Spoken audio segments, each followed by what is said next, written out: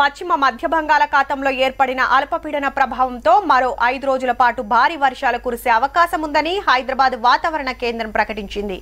3 రోజులు పలు జిల్లాల్లో అతి భారీ వర్షాలు పడే అవకాశం ఉందని తెలిపింది. వాతావరణ శాఖ హెచ్చరికలతో అధికార యంత్రాంగం అప్రమత్తమైంది.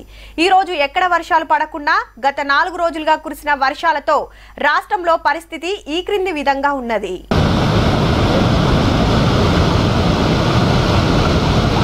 హిమాయత్ సాగర్ గేట్ ఎత్తితే శంషాబాద్ కెళ్లి అప్పా జంక్షన్ కు వచ్చే తోవల రోడ్డు మీద గిట్లా వారుతుంది వరద. అటు దిక్కు పబ్లిక్ ను ఓనిస్తలేరు. ఈడికెళ్లి ఈసావాగులకు గల్చే వరకు రాజేంద్ర నగర్ ఏరియాలో సన్ సిటీ కాలనీ మునిగిపోతే ఒడ్డుకుండా ఇళ్లు ఖాళీ చేపించి క్యాంపులకు పంపినరు. పిఎన్టీ కాలనీకి ఇదే పరిస్థితి. ఇక్కడ ఎవరికైతే ఇబ్బంది ఉంది, వాళ్ళు ఇల్లు వెకేట్ చేయాల్సిన పరిస్థితి, వెళ్లాల్సిన పరిస్థితి, వాళ్ళ బంధువులు ఇంట్లో వెళ్తా అని చెప్పి వాళ్ళు ఇంట్రెస్ట్ ఉంటే అక్కడ పంపిస్తున్నాం.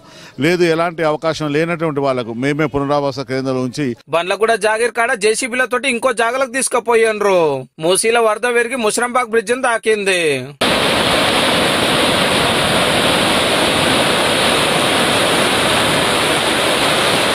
చాదర్ఘట్ ఏరియాలలో ఇళ్లకు నీళ్ళు వచ్చే వరకు సామాన్లు చదువుకొని వెళ్ళిపోతున్నారు.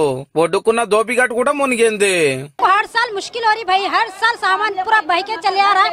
क्या तो भी करना, घर देके तो भी उजाड़ो, మాకు बहुत परेशानी हो जा रही. పోలీసు వాళ్ళు ఇన్ఫర్మేషన్ ఇచ్చారు, కానీ మాకు ఒకటేసారి సడన్ గా రాగానే మా బట్టలు ఎవరు తీయలేకపోయినారు. ఎవరంతా వాళ్ళు వదిలిపెట్టి వెళ్ళిపోయారు. బేగం బజార్ లో ఇంకో పాత బంగ్లా కూలింది.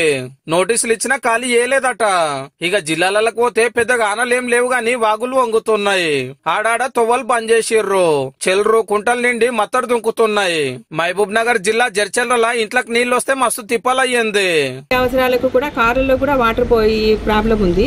సో మాకు ప్రతిసారి వర్షం పడినప్పుడంతా కూడా ఇదే ప్రాబ్లం మేము ఫేస్ చేస్తున్నామండి. చెరువు నిండితే నీళ్ళన్నీ కాలనీలన్నీ నిండిపోతాయి. నాగర్ కర్నూలకి ఈ పనివంతుని చూడు రే, బండి మీద వాగు దాటపోతే జర్రంతలా బచాయించండు. సింగూర్ ప్రాజెక్టు గేట్లెత్తితే ఏడుపాయల దుర్గమ్మ చుట్టూ వరద పెరిగి గుడి బంద్ చేసి రాజగోపురంలో పూజలు చేస్తున్నారు. కరీంనగర్ మొన్నటిదాకా ఎండకపోయిన లోయర్ మానేరు గిట్లున్నది ఇప్పుడు. ఖమ్మంలో మున్నేరుకు ఇంకా వరద తగ్గలేదు. వరంగల్ వరదలకెళ్లి బయట పడ్డది గాని అంతా బురద బురద అయ్యింది. ఇక మంత్రి పొంగులేటి సార్ కలెక్టర్లతో వీడియో కాన్ఫరెన్స్ పెట్టి జిల్లాకు ₹1 కోటి పంపిస్తున్నాడు. ఏడేం తిప్పలు వచ్చినా చెప్పు నడుచుకోని రాని. ఇయాల్టికైతే గింతే, మరి రేపెట్లుంటదో.